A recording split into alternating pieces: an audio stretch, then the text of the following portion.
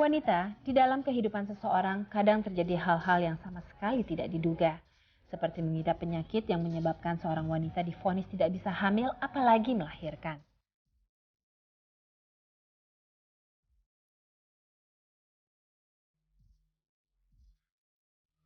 Rini Puji Lestari.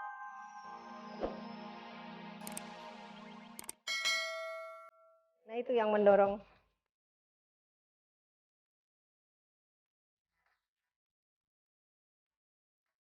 Penelitian yang dilakukan bisa inventarisasi jenis burung, sampling, perilaku burung, dan lain-lain. Ya, tergantung dari awal kita berangkat dari proposal keinginan yang kita mau kerjakan. Bisa hanya inventarisasi saja. Jadi kita melihat di suatu habitat itu ada jenis burung apa saja. Ada juga kalau kita mau belajar populasi, misalnya populasi burung A. Ya kita ke daerah burung A itu kita hitung dari satu lokasi itu dengan contoh sampling. Nah itu banyak metode ya untuk menghitung itu dengan beberapa cuplikan kita hitung, kita perkirakan populasi burung A itu ada berapa di daerah itu, ya nanti kita perhatikan dengan distribusi yang lainnya. Itu kalau misalnya kita mempelajari populasi. Kalau kita mempelajari perilaku, ya biasanya kita harus nongkrong di tempat itu. Kita lihat dari mulai aktivitas burung itu dari pagi sampai sore. Ngapain saja burung itu, apa yang dikerjakan. Nah itu kalau kita belajar perilaku. Jadi tergantung kita mau neliti apanya gitu.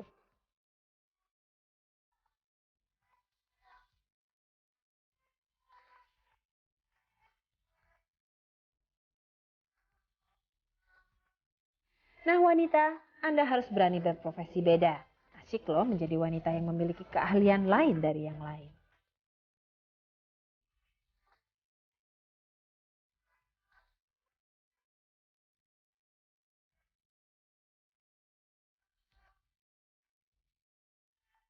Wanita, apa sebenarnya yang Anda harapkan dari sebuah pernikahan?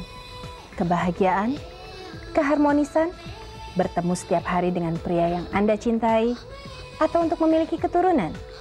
Setiap orang pasti memiliki motivasi yang berbeda. Tapi wajar apabila seorang wanita ingin memiliki anak yang lahir dari rahimnya sendiri. Namun apa jadinya kalau wanita itu justru divonis tidak boleh hamil apalagi melahirkan? Bisa jadi hatinya menjadi sedih, hancur, kecewa. Tapi bukan untuk Rini Puji Lestari. Dia justru sengaja hamil dan melahirkan anak yang sehat meskipun ia sudah divonis menderita penyakit lupus bahkan sampai pingsan 20 kali sehari. Mari kita lihat bagaimana perjuangan Rini Puji Lestari dalam segmen True Story.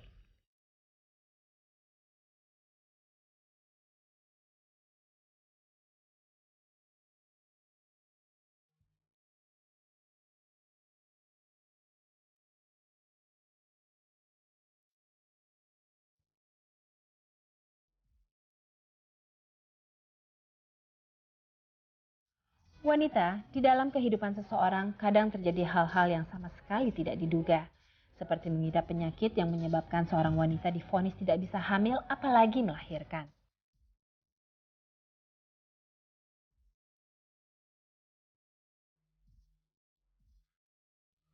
Rini Puji Lestari, akuaris di SeaWorld ini menyadari ia menderita penyakit lupus semasa ia kuliah. Saya merasakan gejala penyakit lupus sejak kurang lebih sejak tahun 90-an. Waktu saya masih kuliah, karena waktu itu juga masih aktif-aktifnya. Jadi sejak tahun 90-an ke tahun sampai saya divonis itu kurang lebih 5 tahun. Itu waktu itu saya juga belum tahu harus ke dokter mana. Kemudian pada tahun 95 saya setelah saya menikah tahun 95 itu saya sudah melahirkan, dan pada saat itu kondisi saya makin parah, makin drop.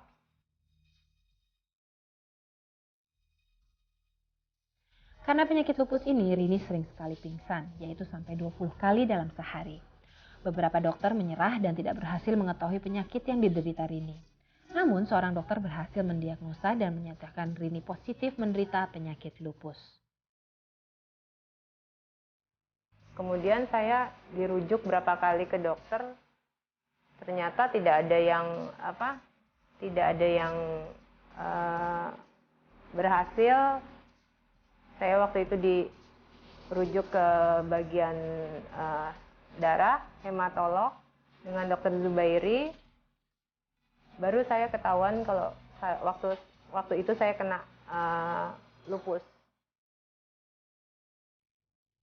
Penyakit lupus adalah berlebihnya antibodi pada tubuh seseorang, sehingga mengganggu organ tubuh si penderita. Pada usia 7 bulan kandungannya, dinyatakan bahwa bayi yang dikandung harus dilahirkan lebih cepat. Pada saat hamil itu saya senang ya, namanya dapat anugerah dari Allah. Tapi begitu pada saat kandungan saya, usia kandungan 7 bulan, yang saya idam-idamkan itu ternyata waktu itu harus divonis untuk dikeluarkan, karena janin saya itu katanya di tengkoraknya itu ada penebalan di bagian tengkoraknya itu, yang akhirnya menurut dokter akan terjadi hidrosefalus. Karena saya pikir apapun manusia bisa memprediksikan macam-macam, tapi kan tetap yang menentukan itu yang di atas. Jadi saya tahajud terus, saya berdoa terus tiap hari. Terus ternyata setelah saya melahirkan, saya USG kepala anak saya, penebalan itu menipis. Tapi sampai saat ini pun saya belum mencek kembali gejala-gejala yang serius sih belum terlihat ya. Walaupun menderita lupus yang dinyatakan susah sembuh, namun Rini tetap berjuang melawan dan mempertahankan bayi yang dikandungnya. Ya itu, saya berpikir belum tentu kalau misalnya sekarang saya mengikuti anjuran dokter, belum tentu nantinya akan saya dapat anugerah lagi gitu. Jadi saya berpikir ya kalau memang terjadilah gitu. Jadi saya mau mempertahankan janin saya, belum tentu manusia itu benar, walaupun dia seorang dokter, tetap yang menentukan itu yang di atas. Jadi saya tetap pertahankan bayi saya. Kemal, putra semata wayang Rini ini sekarang malah sehat dan menjadi anak cerdas di sekolahnya.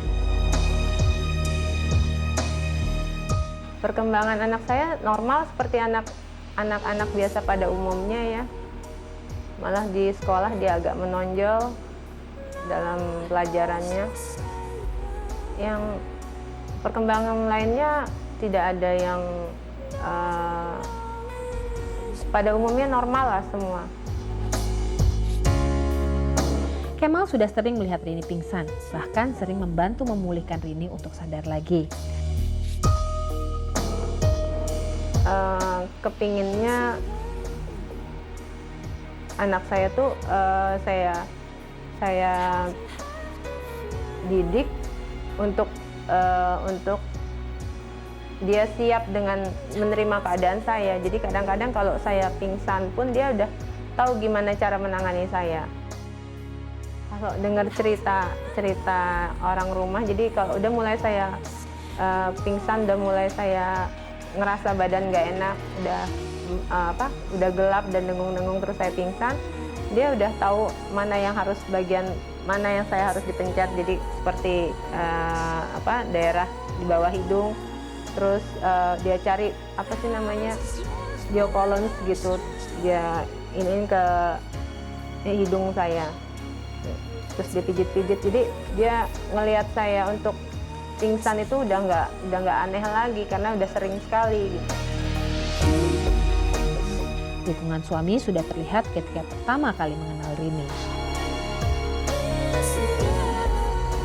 Sudah biasa. Jadi begitu kami kenalan itu dari awal saya udah bilang kalau kondisi saya tuh nggak baik gitu. Jadi dia harus siap. Jadi 6 bulan sebelum saya nikah, suami saya sudah harus konsultasi ke ortopedi, ke dokter ortopedi.